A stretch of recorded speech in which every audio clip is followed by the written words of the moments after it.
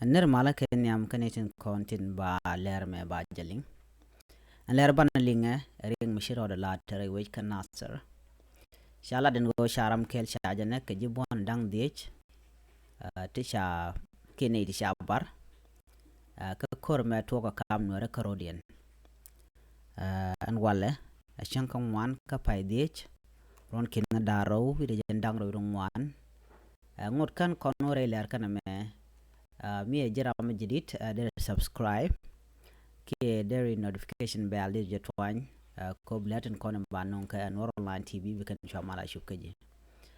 gwasa dana pa kala rech bi ka jogi ka kwingten kono talk re which nore ke re ching nore alar bal nga jan gwasa me inshallah dinena re ching kanasar sharam kel shajana ka jibon dang dich ka kora me to ka kam nore karodian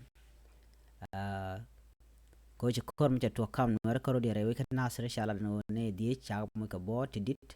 karam kel mi ci tes nien ki mi ci liw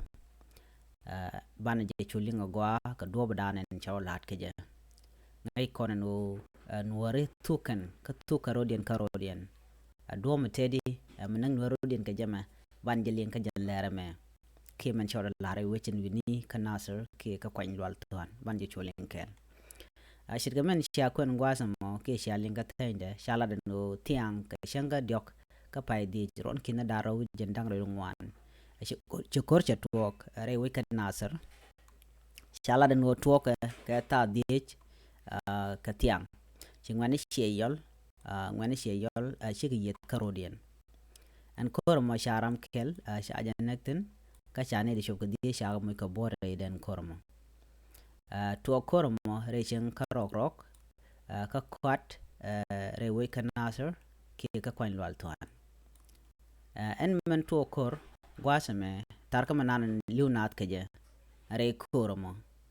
ke ter te kon te to no wal kam ni ken karodian kan ter to re runu te shu che tegne di liu kam ni ken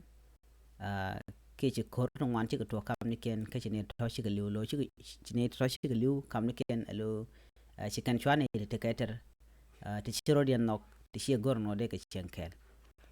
kan 18 years ka jidu arkel alo atugdel kel charo do kula da kareo ko ngure ta kam ken kan ga tare ka kwi kore ken te chi wona wal ko kan kamat ke kan ke gor no dong de kan it de mal de kalat kam nien chit ko ngai kon ka kor gwa se chi wene sha gor no dong de mal de kalat en misiri kam no ngatama sha nga jagwa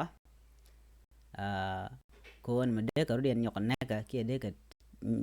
tera ti chuo de kan gam non kan ka sha mala de ne kwai ke ja kan de kan ka sugdul dangro chala do ko kor gwa da pai wa sha kwar ken cha ga da ga la kere ken kan la kan ta ka kere kel won kam ken ko ka ji dwar kel du non tam sha ka da sha chugu no bi ne de ka kwar ne de ka kwaren chala do ken ka ji dwar kel ti nyong man kel no andor kel ka ken ne to ka ken che yol kan shi karodian je ka shi kan dor do dien shi kan mak ne tin cha mak sha kan ram kel ka ji bon dang wan kan ne kon tin cha mak pan ken cha ram kel cha na ka sha mu ka ji bare cha ka mu ka bar kel no ram kel cha ram kel cha bar ka do bran cha lat ka je nyok kan tin cha mak kene tin kon tin makana chane ngwan cha moy bot ko rajanan chalat no shade jentere wech kana asar cha janang re wechin wini ko ba kor ma ba jaw kap chong ko de ko da chu chong ka jan gwasma ne me jen de dan chu lat cha ram kel cha jan nak ne ngwan cha mo kane de cha mo ka bot ka jedwar kel karodien de ti dan kula wona ne nuara mu nok no ba karodien na karo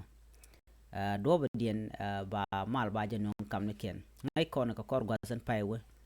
and man shall can work Christian use for peace a shore waiting wini lo we mal we jalat kanaster ngu mi kan kanalingo ko kane de ti kane de kon te kwala gorno dong de mal der ben kam ken ko shikare de nak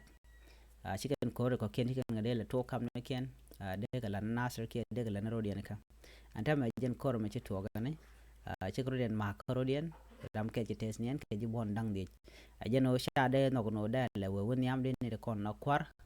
de ka wutin politician ne ke siyasi ne ken kene di ala kontin lan wer di alde kan na me de kan kapchong gwa ko de ka right ni kontere wi kan nasir ka she yolton kontin ngot ka mana karodian na me agenda ni linga jan gwa sama ka riga dan ci tore wi kan nasir ni biata kamal bye bye ban mu din ban jelen ning ka social media mi te mi shawla bye bye